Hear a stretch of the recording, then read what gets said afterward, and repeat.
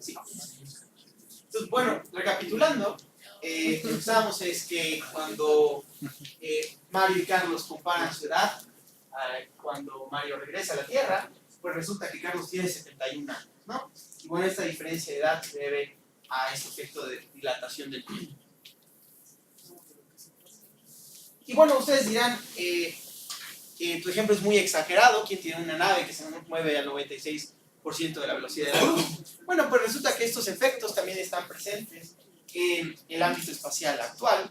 No tienes que moverte a una velocidad tan alta para observar estos efectos. De hecho, en la Estación Espacial Internacional, si Mario estuviera en la Estación Espacial Internacional en lugar de esta nave tan veloz, por cada 6 meses que Mario pasa en la Estación Espacial Internacional, se vuelve 0.007 segundos más joven que Carlos. Entonces, estos efectos están presentes en el ámbito espacial, solamente que los efectos no son tan drásticos porque no viajamos a velocidades tan altas.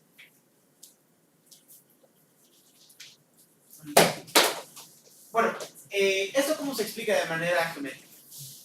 Me gusta explicarlo utilizando este dibujo. Bueno, ¿qué es lo que está haciendo Pitágoras en ese dibujo? Pues está con unos amigos y bueno, Pitágoras se cree más listo que sus amigos y decide tomar un atajo. En lugar de irse por el camino indicado, pues toma un atajo, se va por la diagonal. Y bueno, cuando decimos se toma un atajo, pues está cortando camino, lo que estamos haciendo es, estamos haciendo uso de nuestra intuición geométrica. Lo que está detrás, al decir tomo un atajo, es geometría y es matemáticas. Déjame explicarles por qué. Desde el punto de vista de la geometría euclidiana, Pitágoras se va por el lado más corto y eso se traduce en algo que se conoce como la desigualdad del triángulo, que nos dice que irnos por el lado C, por este lado por el que se va Pitágoras, eso es más chico que irte primero por A y luego por B. Entonces, cada vez que decimos tomé un atajo, en realidad lo que estamos haciendo es hacer uso de la desigualdad del triángulo. Y bueno, eso es válido para la geometría euclidiana, pero en otro tipo de geometría las cosas cambian y en particular para la geometría de Minkowski existe algo distinto. Y eso se le conoce como la desigualdad del triángulo invertida. Y bueno, desde el punto de vista de la geometría de Minkowski, Pitágoras en este dibujo no se está yendo por el lado más corto, en realidad se está yendo por el lado más largo. Entiéndase distancia en una manera generalizada en relatividad. No es la distancia física a la que estamos acostumbrados, pero es un buen ejemplo poner este tema. Entonces, aquí se vale algo que se llama la desigualdad del triángulo invertida, que nos dice que irte por el lado C es más largo que irte por A más B. Entonces, ¿cómo se puede usar esto para explicar la paradoja de los gemelos? Pues bueno, ¿qué es lo que está pasando? Carlos se queda en la Tierra y bueno, aunque no se mueve en el espacio, se mueve en el tiempo. Así como nosotros. Nosotros en este momento nos estamos moviendo en el espacio-tiempo. Nos estamos moviendo hacia el futuro, nos estamos volviendo más viejos. Y eso le está pasando a Carlos. Carlos, en este eje, bueno, en este par de ejes, sigue esta trayectoria. Se va por este eje vertical hacia el futuro. El tiempo pasa para él. Ahora, Mario, que es el que se va en la nave espacial, tiene otro eje temporal, este que está inclinado aquí. Y bueno, desde su punto de vista pasan 7 años hasta llegar al planeta de cambio. Y luego decide llegar a la Tierra y sigue esta otra trayectoria. Entonces, aquí podemos utilizar la desigualdad del triángulo invertida que nos da, que tenemos en la geometría de Minkowski. Y bueno, resulta que irte por A más B es más chico que irte por el lado C. Es decir, te conviene más viajar a una estrella lejana y luego regresar a la Tierra porque habrás elapsado menos tiempo que la persona que se quedó en la Tierra. Entonces, así es como algo que es de índole física se puede explicar de una manera geométrica. Y bueno, una barrera que no es tecnológica. Bueno, actualmente no podemos viajar al 96% de la velocidad de la luz, pero bueno, quizá algún día podamos llegar a esas velocidades. Una barrera física, que no es una barrera tecnológica, es que no podemos viajar más rápido que la velocidad de la luz. Entonces, bueno, eso es algo que hay que tomar en cuenta en estos ejemplos.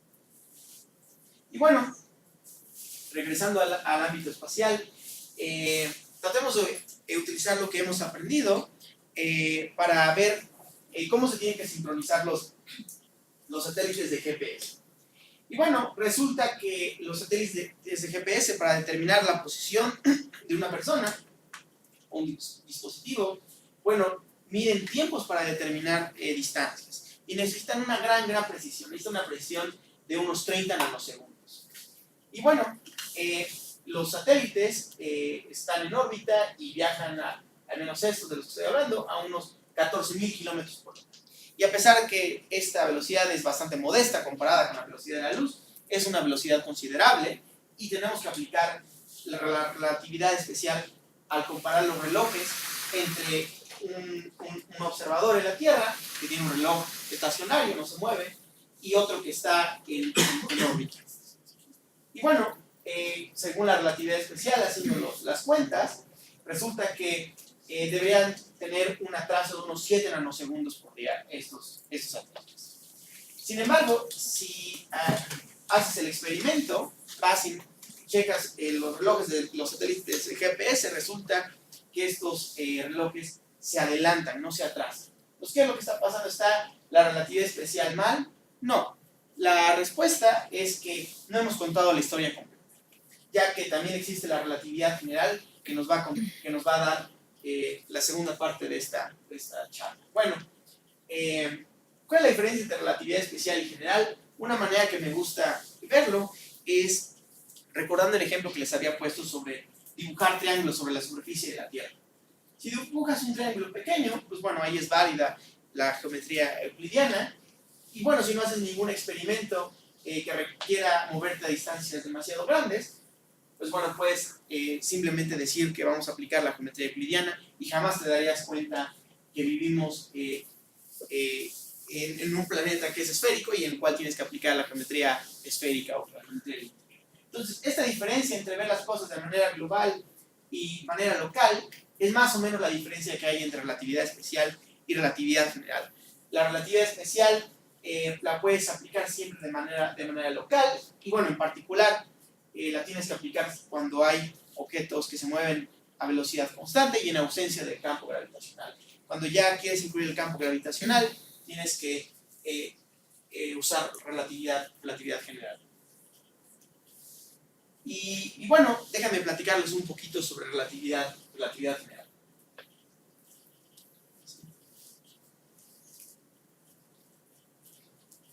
Uno de los principios fundamentales que llevó a Einstein a desarrollar la relatividad general es algo que se conoce como el principio de equivalencia. Y para entender este principio de equivalencia, hagamos el siguiente experimento. Imagínense que en este salón cerramos todas las ventanas y no tenemos contacto con el mundo exterior. Pero resulta que si hiciéramos eso, no habría manera que pudiéramos diferenciar si estamos en este edificio sobre la Tierra experimentando el campo gravitacional o si estuviéramos en un elevador que se acelera a 9.8 metros por segundo al cuadrado. No habría un experimento que pudiéramos hacer para distinguir si estamos en movimiento acelerado en una nave espacial o en un elevador o si estamos bajo la influencia del campo gravitacional de un planeta. Si tú avientas la bala de un cañón o cualquier objeto, pues la trayectoria que verías sería la misma si estás en el campo gravitacional de un planeta o si estás en un sistema que se está acelerando. Y bueno, este GIF me gusta mucho porque se muestra el principio de equivalencia en acción. ¿Qué es lo que está haciendo el piloto? Pues bueno, se está sirviendo agua en su vaso y lo que uno pensaría normalmente, sin tomar en cuenta el principio de equivalencia, es que el piloto al girar sobre su propio, bueno, avión al girar sobre su propio eje, pues uno pensaría que como la Tierra, como está de cabeza, pues el agua se debería desparramar por toda la nave. Y no pasa eso. ¿Por qué no pasa eso?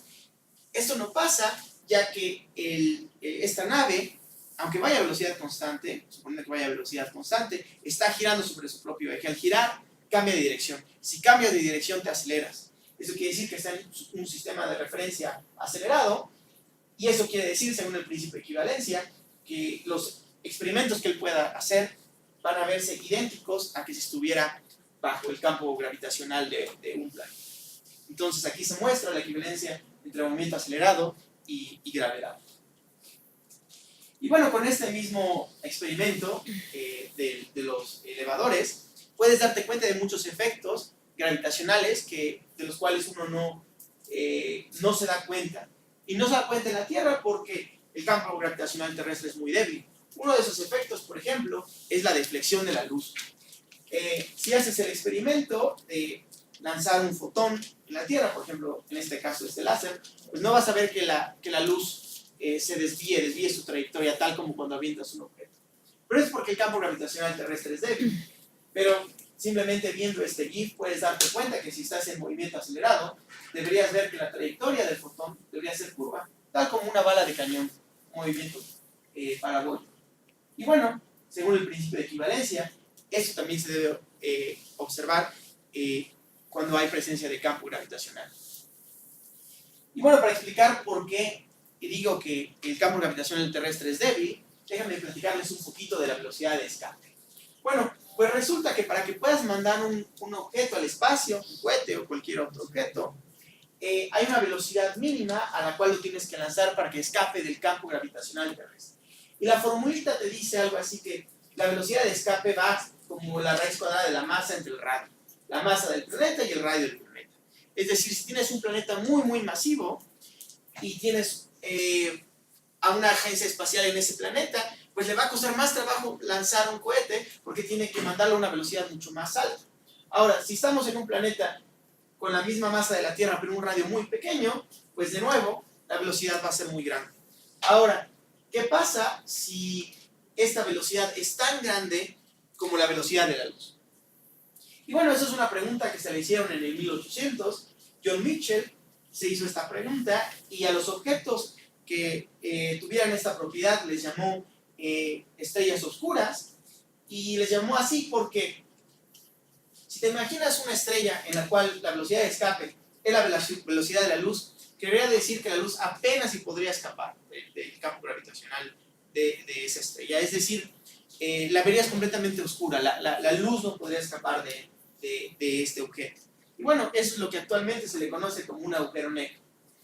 Y bueno, resulta que la primera solución a las ecuaciones de Einstein resulta ser un agujero negro. Y esta solución es interesante de manera histórica también porque cuando Einstein publicó sus ecuaciones, él dijo que eran tan complicadas que nadie en 100 años iba a poder resolverlas de manera exacta.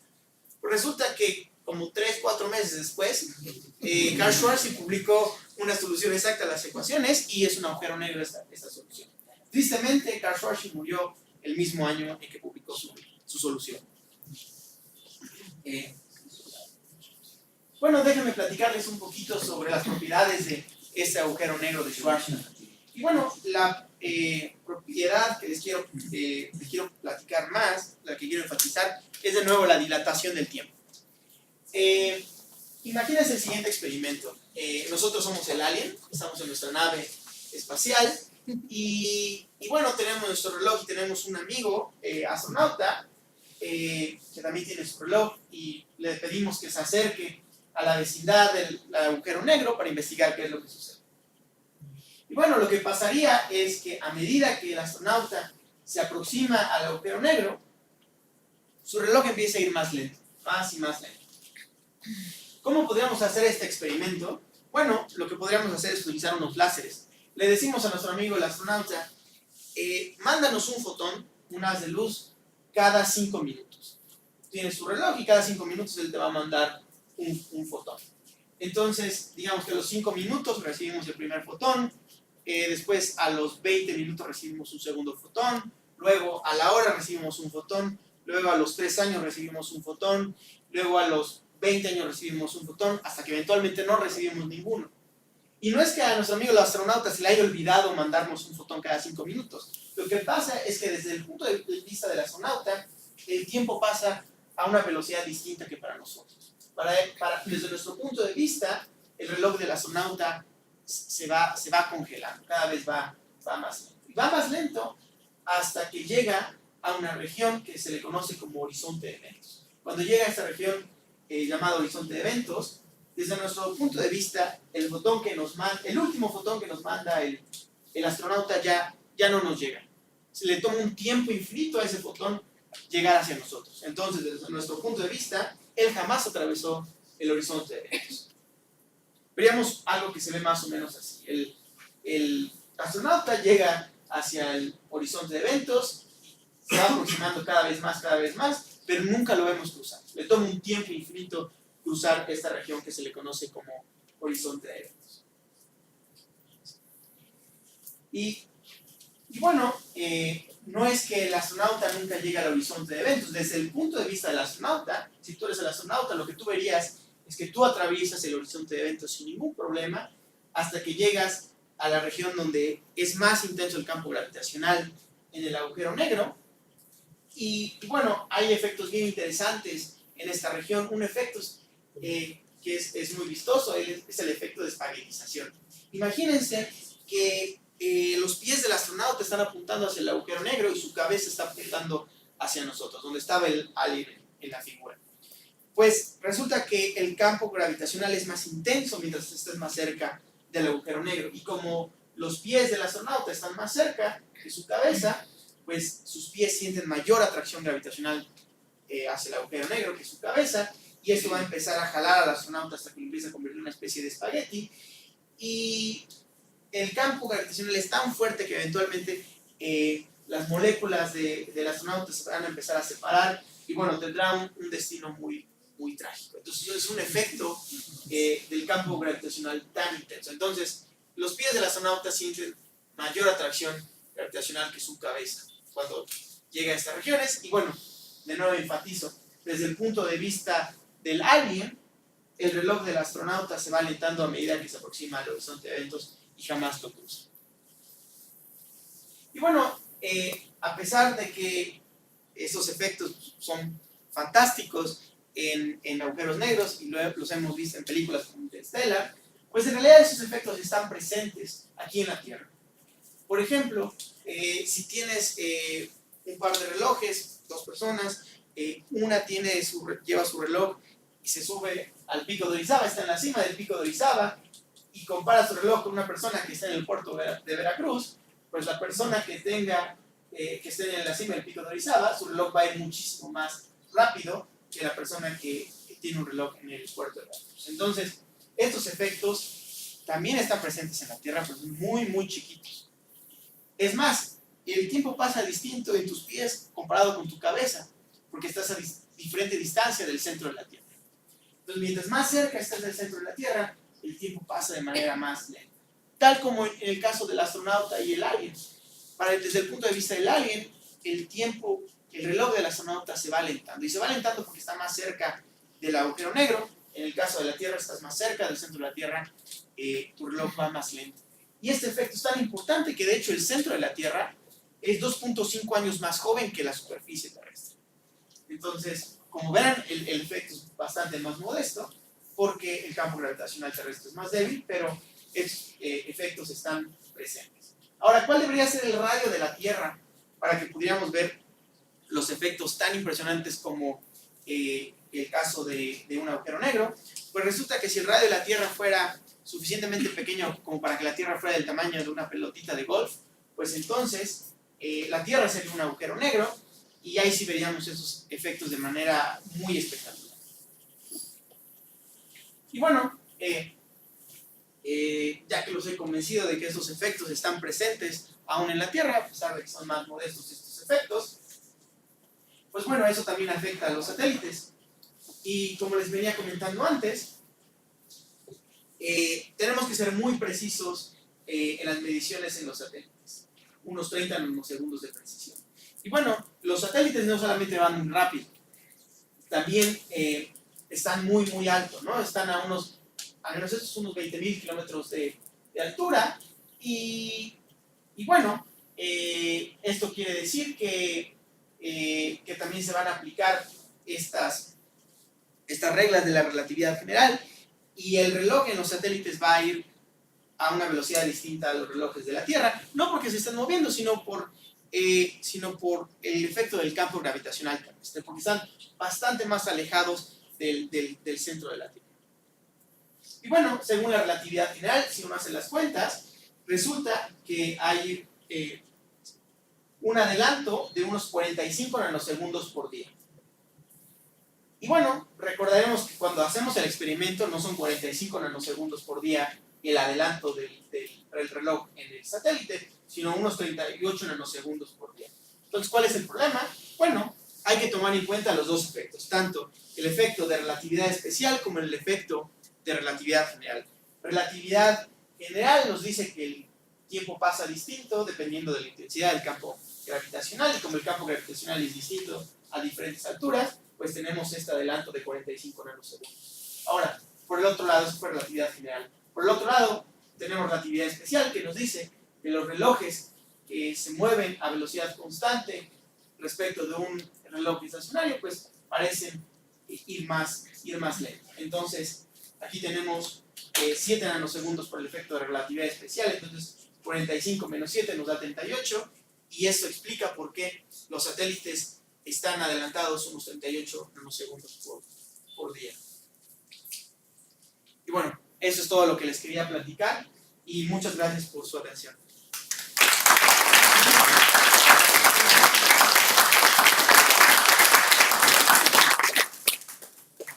Tenemos unos minutos para preguntas y respuestas. Entonces, dudas. ¿Qué dijo yo? Hablen ahora. ¿Qué fue tan breve? En principio, muchas gracias por la plática, estuvo muy bien. Se habla mucho en las ¿cómo se llama? En las películas, a veces, acerca de parar el tiempo y todo.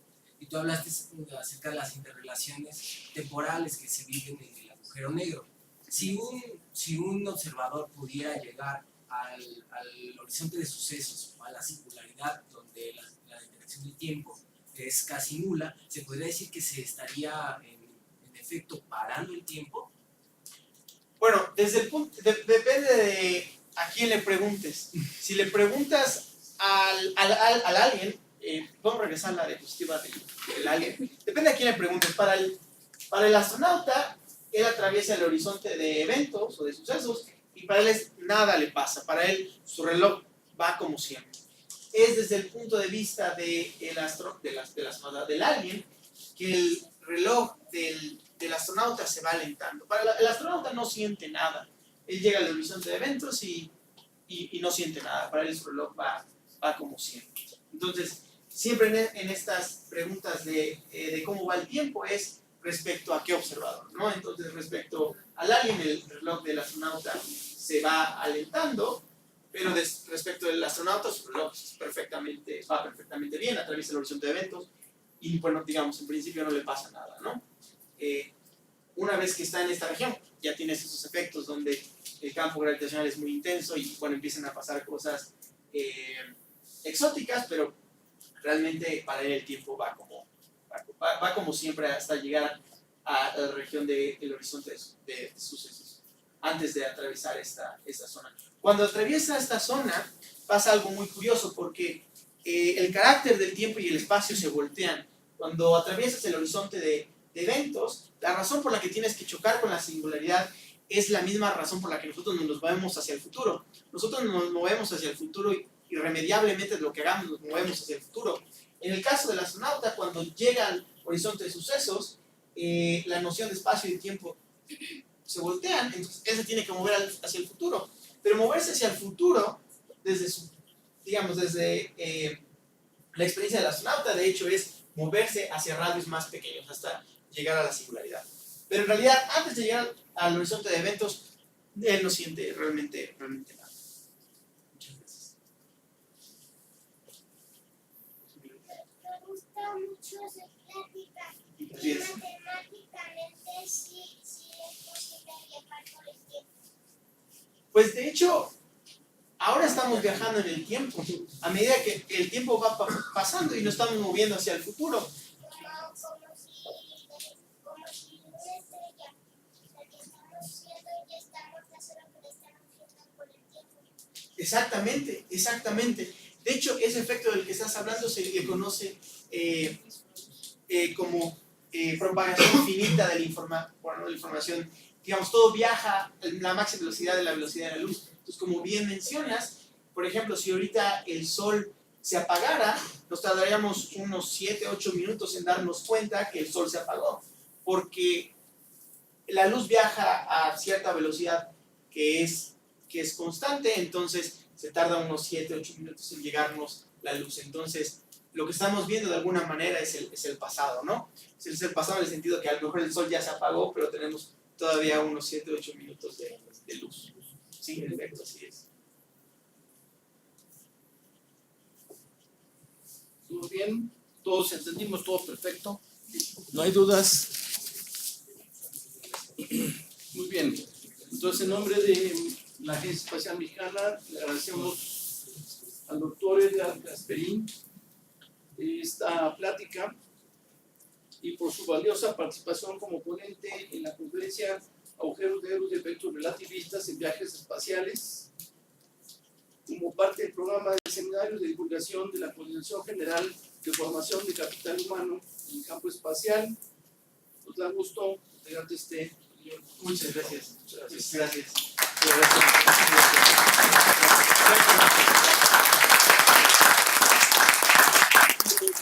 Los invitamos a participar en nuestro siguiente seminario. Tenemos por ahí el cartel, que va a ser el día 31. El 31 de este mes. Ahorita producción nos pone el cartel. Agradecemos la asistencia de Aldo Acosta al mando de los controles y de Rodrigo Pérez González, que está también a cargo de las imágenes y otras travesuras que tenemos por aquí. Agradeciéndoles su presencia y a los que están siguiéndonos en las redes, muchas gracias. Y se me perdió la imagen por la hace rato. la imagen se fue al horizonte de eventos. Muchas gracias. Hasta pronto. María Rola, Agencia Espacial Mexicana, Revista hacia el Espacio. Hasta la próxima.